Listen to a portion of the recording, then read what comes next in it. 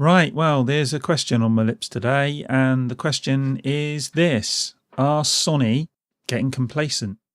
And, wow, it's a broad question. I don't know what you guys think, but we'll get to that at the end. And I've been watching Sony for some months now, and even way back into 2014. And ever since Microsoft dropped the ball with the Xbox One release and, you know, the reveal and everything and all the bullshit that came out then, Sony have been way ahead pretty much from the off. And I don't know why, but it seems to have affected them in the sense that it's allowed them to indulge a certain level of arrogance, which has then developed into complacency. That's the way I see it anyway. The first thing that really sort of stuck in my craw was when we got EA Access. And we had Sony, and I think it was Jim Ryan, saying that EA Access wasn't competitive.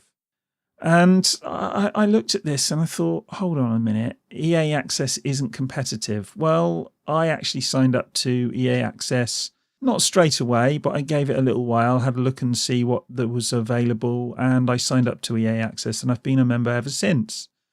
And I have to say, it is pretty competitive.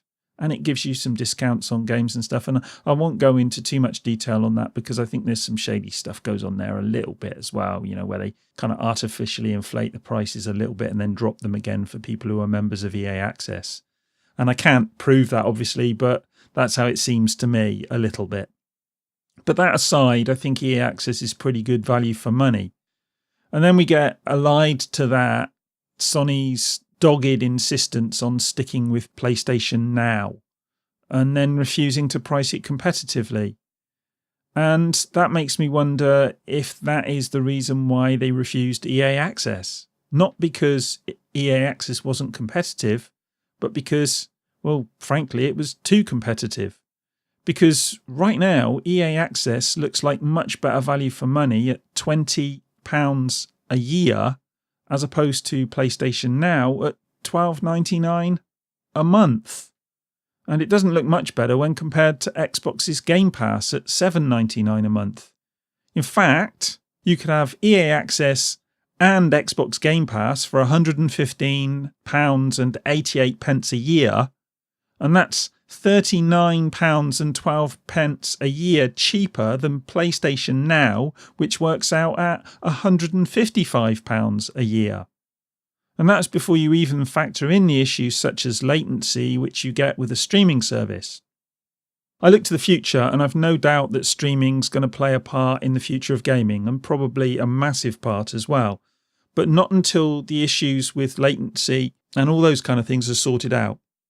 And certainly not at the prices that Sony are currently charging. The bottom line for me on this particular issue is that Sony are overcharging because they think they can, and that brings me back to the arrogance. And you know, maybe they can overcharge because they have got far more consoles out there. But I would actually just like to see how many people are actually signed up to PlayStation Now in relation to the number of people who own PlayStation 4s. And I don't know, but I would suspect it's actually pretty low.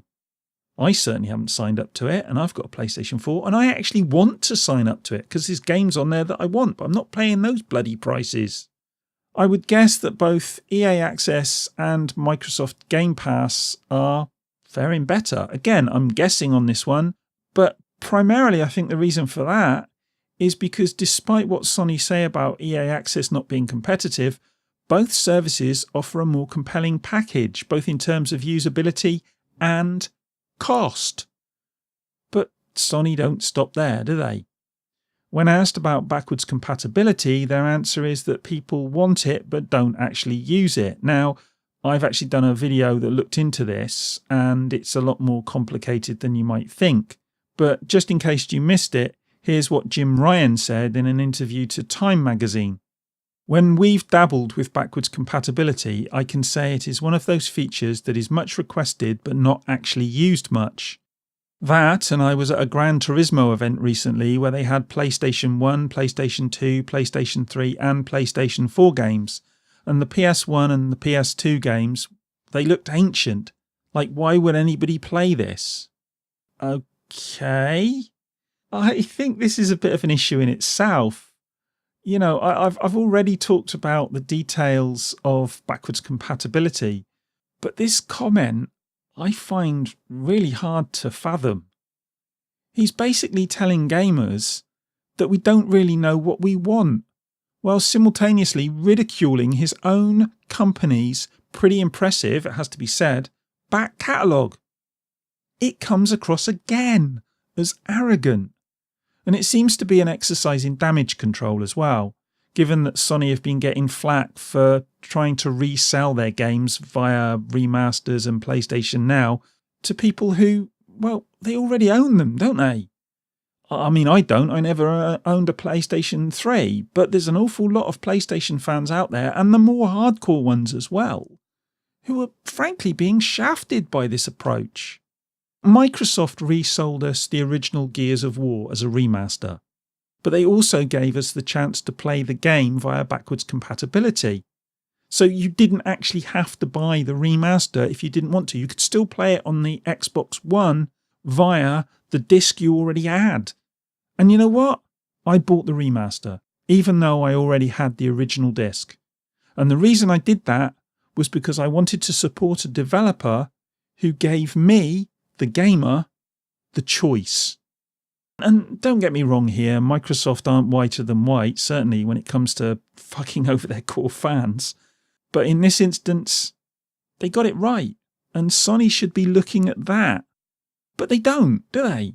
They don't, because they've got this lead and they think it's unassailable. And then, of course, there's no crossplay, which we got more recently. And that means we're not getting the Better Together update for Minecraft, and no Rocket League crossplay either when it comes later in the year. If you think about it, playing Rocket League with a friend while out and about on the Switch, while he's on the Xbox or the PC, isn't that what we've all wanted for years? Isn't it? To be able to have whatever console we want to play on and play whatever game we want to play on it. And, you know, I know there are logistical issues about this, but Microsoft seem to be the ones pushing the boundaries here. And even Nintendo seem to want to be on board. And what's Sony's excuse? Why don't they want to do it? Well, this time it gets pretty pitiful if you ask me. The excuse as to why crossplay won't be available on the PlayStation 4 is we've got to be mindful of our responsibility to our install base. Minecraft, the demographic playing that, you know as well as I do, it's all ages, but it's also very young. We have a contract with the people who go online with us, that we look after them, and they are within the PlayStation curated universe. Exposing what in many cases are children to external influences we have no ability to manage or look after, it's something we have to think about very carefully. Bullshit! One word here. Do you know what it is? Nintendo. Nintendo are the company that put a chemical on its Switch cartridges to stop toddlers eating them and possibly choking. If they're on board with this, I think we can be pretty certain that cross-play Minecraft will be as safe as online can ever be. Which, you know, let's be honest, is not that safe. But come on, we're talking about Sony here.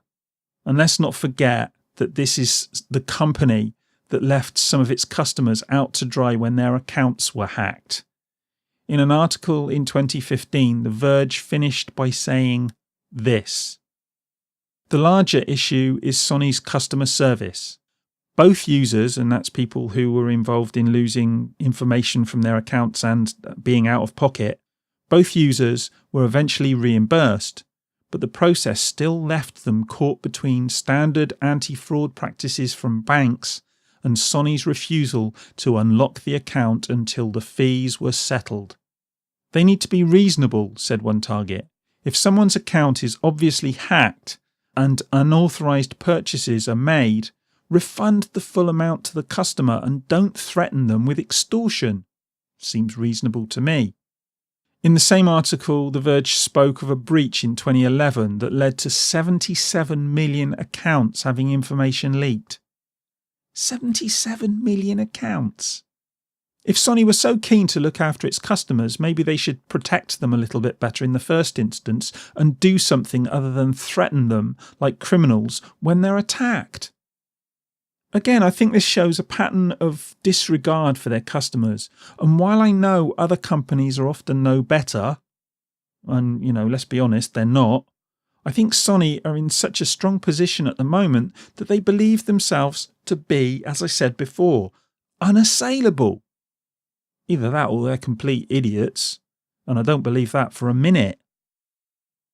But Jim Ryan's greatest bullshit moment came recently when he said that developers wouldn't develop up to the capabilities of the Xbox One X, or to put it another way, that the PS4 would hold back the Xbox One X. Eurogamer brought up the subject of Sony's marketing deals with AAA titles, and this is what Ryan said. I'm not going to go into the detail of what's embedded into individual contracts, no, of course he's not, with publishing partners. What I would do is cast our minds back to the PS3 generation, where we had on paper more impressive specifications than our competition, and in some cases by quite a considerable margin, except for he fails to mention that the PS3 was bloody hard to develop for. Now, that didn't play out the way we'd anticipated it would, and this is nothing to do with co-marketing deals. This is just general developer and publisher dynamics. What happened was that developers, maybe at the behest of publishers, developed up to the lowest common denominator and stopped there, and in very few cases took advantage of the additional horsepower of the PS3. Yeah, because it was bloody hard to do. Now, I'm a big believer in learning lessons from history. History doesn't always repeat itself, but if you're a publisher of video games, that is a perfectly commercially rational approach for you to take. Because you only do one set of work. You don't do one set of work to get up to one level and then a different amount of work and consequently may need to go further.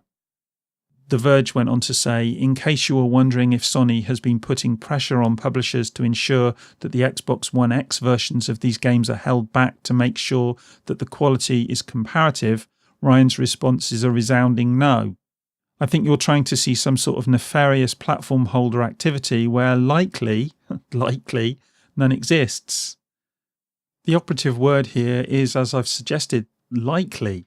It's not a resounding no, is it? I mean, I don't want to go down the road of conspiracy theories here, but he's not actually stating categorically that they're not putting pressure.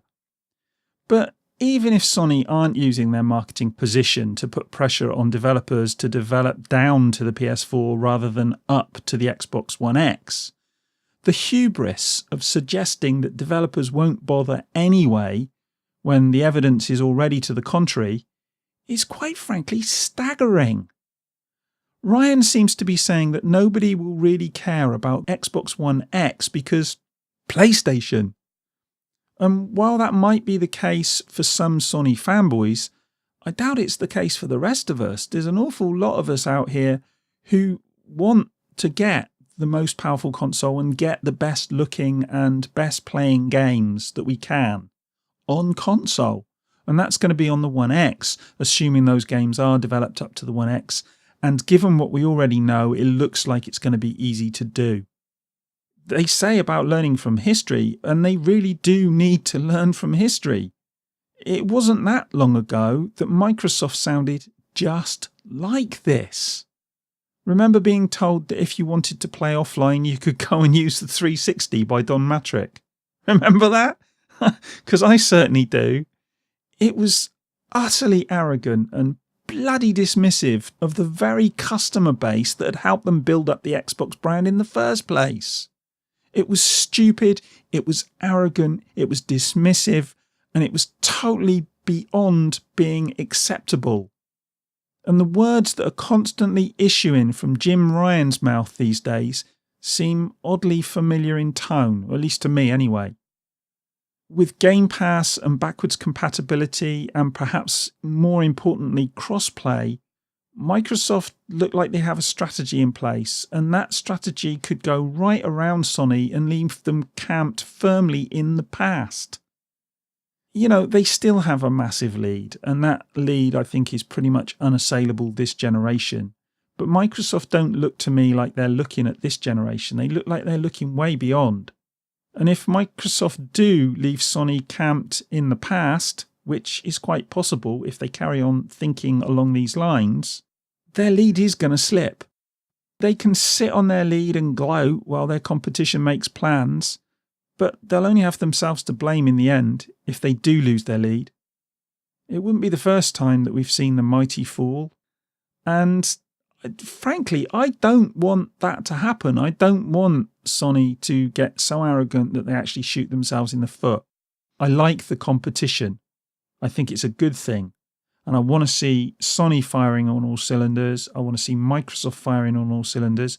You know what? I even want to see Nintendo firing on all cylinders.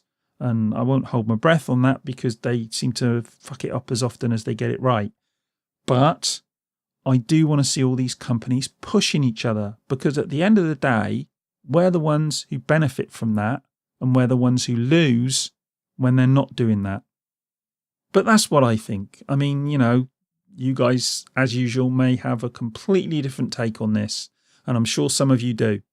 So come in the comments, and as ever, we'll have a chat about it. And in the meantime, it's getting late, so I'm going to go and watch some telly and drink a cup of tea. And I'll speak to you, as ever, in the next one. Bye.